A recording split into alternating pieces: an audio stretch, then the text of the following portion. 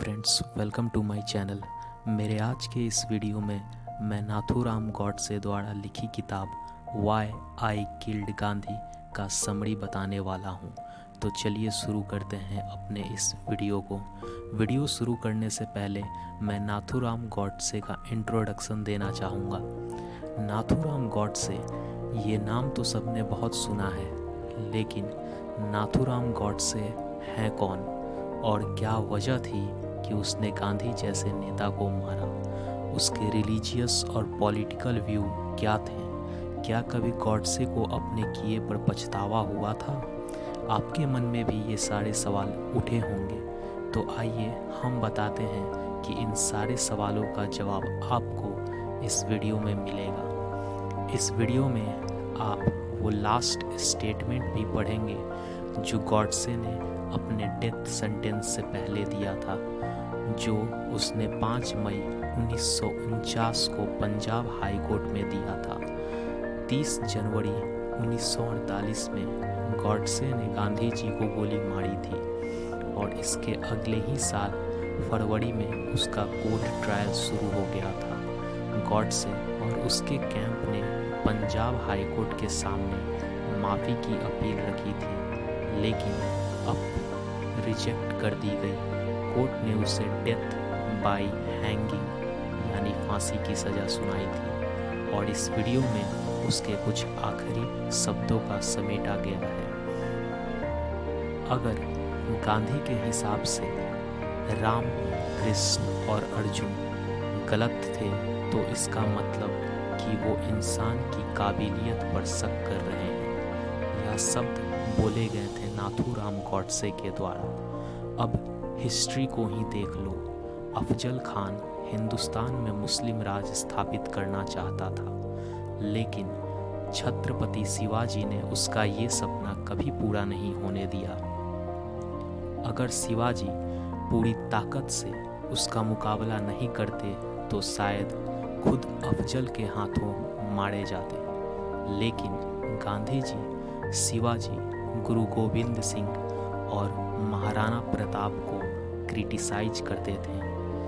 उनका मानना है कि इन ग्रेट फाइटर्स को वायलेंस का रास्ता नहीं अपनाना चाहिए था, लेकिन मैं तो गांधी जी को वायलेंट समझता हूँ, जो खुद एक पैसिफिस्ट हैं। सच और अहिंसा के नाम पर उन्होंने इस देश को मुसीबत में डाला है। हर हिंदुस्तानी को शिवाजी, प्रताप और गुरु गोविंद जैसे महान नायकों की पूजा करनी चाहिए, क्योंकि असल में इन्हीं लोगों की वजह से हमें आज़ादी मिली है। पिछले 32 सालों से गांधी जी जो आंदोलन कर रहे हैं, खासकर उनका प्रो मुस्लिम फास्टिंग, ये मुझे इस बात का यकीन दिलाता है कि उन्हें तुरंत पॉलिटिक्स छोड़ देना चाहिए। मैं यह नहीं कहता कि उन्होंने देश के लिए कुछ नहीं किया। अफ्रीका में उन्होंने हमारे हिंदुस्तानी दोस्तों के लिए जो कुछ भी किया, उसकी मैं तारीफ़ करता हूँ। वहाँ के हिंदू कम्युनिटी के लोगों की कंडीशन इम्प्रूव करने में गांधी जी का बहुत बड़ा हाथ है, लेकिन उनके इंडिया लौटने के बाद से हमारे देश में काफ़ी कुछ बदल चुका है। मुझे लगता है कि गांधी जी शायद ये समझते ही नहीं कि सही क्या है और गलत क्या है।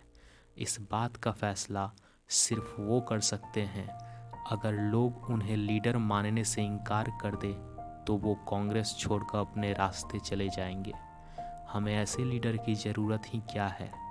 उन्होंने कांग्रेस को 2 चॉइस दी, या तो उनके हिसाब से चलो और उनका पागलपन, उनकी जिद और सनक झेलो, या फिर उनके बिना कांग्रेस पार्टी चलाओ। गांधी जी को लगता है वो हर किसी की हर चीज़ का फैसला अकेले कर सकते हैं। सिविल डिसोबीडियंस मूवमेंट यानी असहयोग आंदोलन के पीछे उन्हीं का दिमाग है। उन्हें बहुत बड़ी गलतफहमी है कि उनके जैसा काम कोई नहीं कर सकता और सब लोग उन्हीं के कहने पर चलते हैं। उनका मूवमेंट चाहे फेल हो या सक्सेस हो, देश को तो उसकी भारी कीमत चुकानी पड़ेगी, मगर उन्हें भला क्या फ़र्क पड़ने वाला है। वे तो बस यही बोलेंगे, सत्याग्रह कभी फेल नहीं हो सकता। लोग उन्हें संत समझते हैं, इसीलिए उनकी हर बात मानने को तैयार हो जाते हैं। उनके ऊंचे विचारों और सादगी की वजह से लोग पता नहीं क्यों उनकी तरफ अट्रैक्ट हो जाते हैं। गांधी एक के बाद एक गलती करते हैं। उनके लिए फैसलों ने इस देश के फ्यूचर को खतरे में डाला है, एक बार नहीं बल्कि कई बार। इसमें जरा भी शक नहीं है कि वो एक प्रो मुस्लिम लीडर हैं। ये बात उन्होंने तभी जाहिर कर दी थी जब उन्होंने हिंदुस्तानी को नेशनल लैंग्वेज बनाने की सिफारिश की थी, जबकि असल में तो हिंदी भाषा ही हमारी नेशनल लैंग्वेज होने का हक रखती है। शुरुआत में गांधी ने भी हिंदी को सपोर्ट किया था, लेकिन जब उन्हें लगा कि मुस्लिम्स इस बात का बुरा मान सकते हैं तो वे खुद हिंदुस्तानी भाषा को चैंपियन बताने लगे। और ये बात तो हर इंडियन जानता है कि असल में ऐसी कोई भाषा है ही नहीं। ना तो हिंदुस्तानी की कोई वोकैबुलरी है और ना कोई ग्रामर। ये सिर्फ बोली जाती है, लिखी नहीं जाती। ये बेहुदा सी बोली है जिसमें हिंदी और उर्दू मिक्स है। खुद को मुसलमानों को सगा दिखाने के लिए गांधी ने हिंदुस्तान को प्रमोट किया और उनके चाहने वाले चमचों ने भी। अगस्त 1946 की शुरुआत से ही मुस्लिम लीग और इसकी प्राइवेट आर्मीज़ ने कई सारे हिंदुओं को मारा। उस टाइम के वाइसरॉय लॉर्ड वावेल मजबूर हो गए। रेप, मर्डर और लूटमार की वारदातों को रोकने के लिए वो अपनी पावर और गवर्नमेंट ऑफ इंडिया एक्ट 1935 का यूज नहीं कर पा रहे थे। बंगाल से लेकर कराची तक हिंदुओं का खून बहाया जा रहा था। उन्हें बेरहमी से कत्लेआम किया जा रहा था। औरतों के साथ बलात्कार हो रहे थे। मुस्लिम लीग ने उस वक्त की इंटर्न गवर्नमेंट की धज्जियां उड़ा दी थी, लेकिन मुस्लिम्स ने जिस तरह से हिंदुओं के साथ गद्दारी और दोगलापन किया था, उतना ही गांधी ने उन्हें सपोर्ट किया। लॉर्ड वावेल और रिजाइन करना पड़ा, क्योंकि अब सिचुएशन उनके कंट्रोल से बाहर हो चली थी। उसकी जगह लॉर्ड माउंटबेटन आया। मतलब कि नागनाथ गए तो सांपनाथ आए। इंडियन कांग्रेस के गले में फंदा था, मरते क्या ना करते।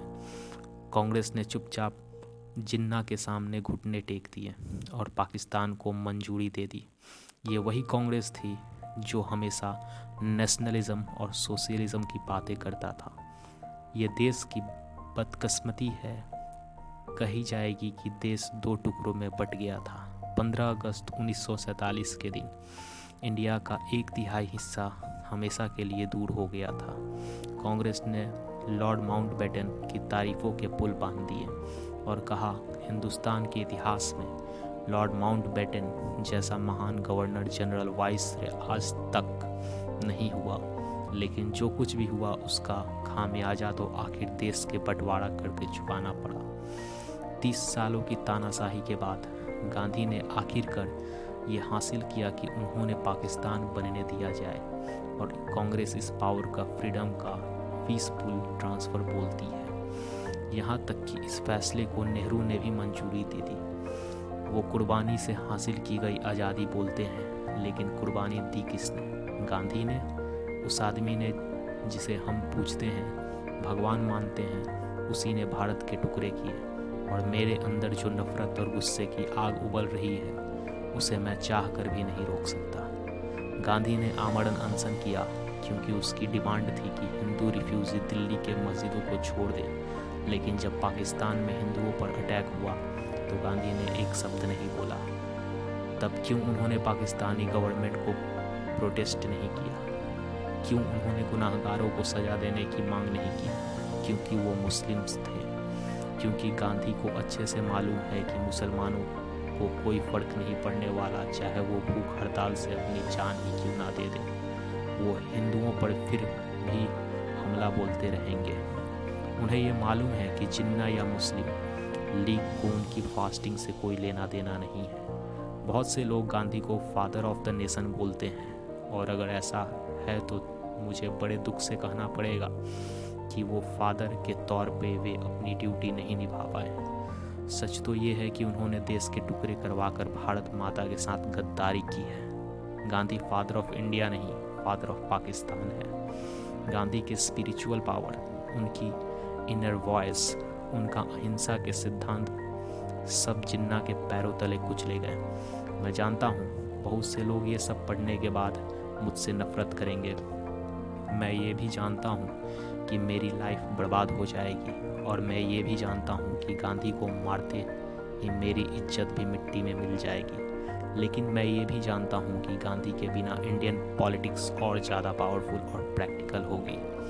हमारे देश को आखिर में आर्म्ड फोर्सेस ही डिफेंड करेंगी। मेरा फ्यूचर बर्बाद हो जाएगा, ये मुझे मालूम है, लेकिन मैं ये कीमत चुकाने को तैयार हूँ, क्योंकि मैं किसी भी कीमत पर इंडिया और पाकिस्तान से बचाना चाहता हूँ। लोग शायद सोचे कि मैं बहुत बड़ा पागल हूँ, लेकिन मेरी आखिरी इच्छा यही है कि हमारा देश रीजन्स के साथ और प्रैक्टिकल फैसले लेकर आगे बढ़े, क्योंकि मेरे हिसाब से एक स्ट्रॉन्ग नेशन बनाने के लिए ये एक बहुत ज़रूरी स्टेप है।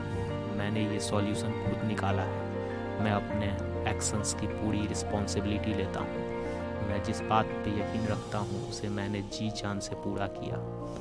30 जनवरी 1948 को, उस दिन बिरला हाउस में गांधी पर मैंने ही गोली चलाई थी। मेरे निशाने पर वो इंसान था जिसके वसूलों और कारनामों ने देश को करोड़ों हिंदुओं की ज़िंदगी से खिलवाड़ किया था। ऐसा कोई कानून नहीं है जिसके तहत गांधी को उसके किए की सज़ा मिले, इसीलिए काम अपने हाथ में ले लिया। मैं गवर्नमेंट में किसी एक पर इल्ज़ाम नहीं लगा रहा, बल्कि मुझे इस पूरे इंस्टीट्यूशन पर ही भरोसा नहीं है। कांग्रेस की पॉलिसीज़ हमेशा एक तरफा रही है और इन्होंने कभी भी हिंदुओं के साथ न्याय नहीं किया है। कांग्रेस ने हमेशा मुस्लिम्स की तरफदारी की और इसके पीछे भी गांधी का ही हाथ है। इसमें जरा भी शक नहीं है कि मुझे अफसोस है कि प्राइम मिनिस्टर नेहरू के भाषण और एक्शन एकदम बेबुनियाद हैं।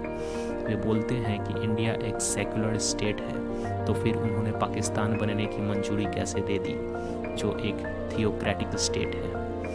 क्योंकि गांधी के मुस्लिम्स प्रेम ने ही नेहरू के लिए रास्ता आसान कर दिया था।